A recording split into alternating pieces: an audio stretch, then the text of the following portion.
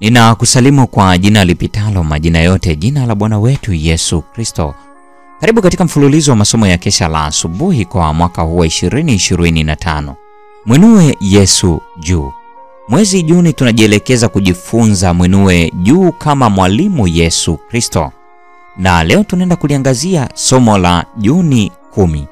Tuombe. Ninakushukuru Mungu wetu na Baba yetu ketie mahali pasiri juu mbinguni. Watoto wako wa kiume na wa kike tumekuja miguuni pako asubuhi ya leo, tukileta haja zetu miguuni pako, kwani umesema, njoni kwangu ninyi nyote msumbukao na wenye kulemewa na mizigo, nami nitawapumzisha. Watoto wako tumetua mizigo yetu miguuni pako, nasi tunahitaji utupumzishe. Ninakushukuru kwa sababu unasikia maombi yetu. Ninasema asante kwa sababu huwa ukijibu maombi yetu. Nasi asubuhi ya leo kwa imani tunaamini umesikia na utatujibu sawa na mapenzi yako katika jina la Yesu. Amina.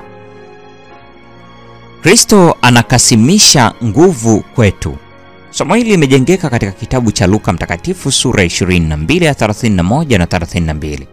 Neno la Mungu linasema, akasema, Simoni, Simoni, tazama, Shetani amewataka ninyi apate kuwapepeta kama vile ngano, lakini nimekuombea wewe ili imani yako isitindike. Nawe utakapoongoka waimarishe ndugu zako. Kama mfalme wa uzima alikuwa na mamlaka pamoja na Mungu na alishinda kwa ajili ya watu wake. Huyu Mwokozi aliyeomba kwa ajili ya wale ambao hawakuhisi hitaji la kuomba na kulia kwa ajili ya wale ambao hawakuwa na hitaji la kulia, sasa yu mbele ya kiti cha enzi ili kupokea na kuwasilisha kwa Baba yake maombi ya wale ambao aliwaombea akiwa duniani.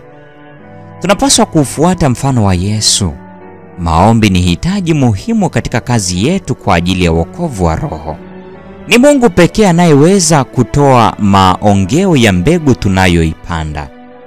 Mara nyingi tunashindwa kwa sababu hatutambui kwamba Kristo yu pamoja nasi kwa roho wake wa kweli, kama ilivyokuwa katika siku za kufedheheshwa kwake. Alitembea akionekana wazi duniani.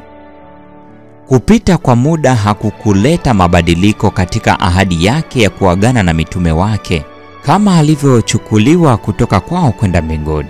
Tazama, mimi nipo pamoja nanyi siku zote hata ukamilifu wa dahari. Mathayo 28:20.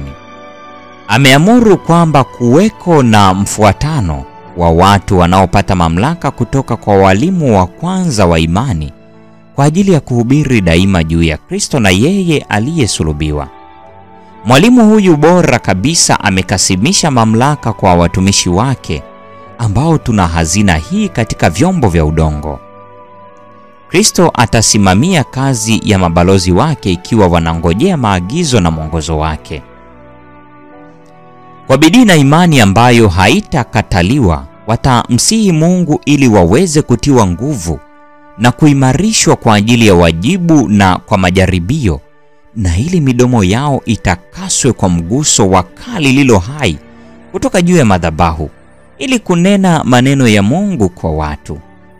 Bwana Mungu amenipa ulimi wa hao wafundishwao, nipate kujua jinsi ya kumtegemeza kwa maneno yeye aliyechoka. Uniamsha asubuhi baada ya asubuhi, uniamsha sikio langu lipate kusikia kama watu wafundishwao. Isaya 50:4. Yesu alimwambia Petro, Simoni, Simoni, tazama, Shetani amewataka ninyi apate kuwapepeta kama vile ngano, lakini nimekuombea wewe ili imani yako isitindike. Luka 22:31 na 32. Ni nani anayeweza kukadiria matokeo ya maombi ya mkombozi wa ulimwengu? Kristo atakapoona taabu ya nafsi yake na kuridhia, ndipo itakapoonekana na kutambuliwa thamani ya maombi yake ya dhati, wakati uungu wake ulipokuwa umefunikwa na ubinadamu. Yesu aliomba si kwa ajili ya mtu mmoja tu, bali kwa ajili ya wanafunzi wake wote. Baba, hao ulionipa nataka wawe pamoja nami popote nilipo. Yohana 17:24. Jicho lake lilipenya pazia la giza la siku zijazo na kusoma historia ya maisha ya kila mwana na binti wa Adamu. Alihisi mizigo na huzuni ya kila nafsi iliyotikiswa na dhoruba, na maombi hayo ya dhati yalijumuisha pamoja na wanafunzi wake walio hai, wafuasi wake wote hadi mwisho wa wakati. Ombi hilo linatukumbatia hata sisi.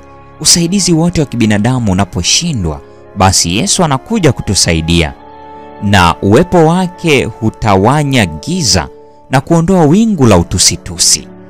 Testimonies for the Church, gombo la 4, ukurasa wa 528 hadi 530. Mwenyezi Mungu atubariki sote.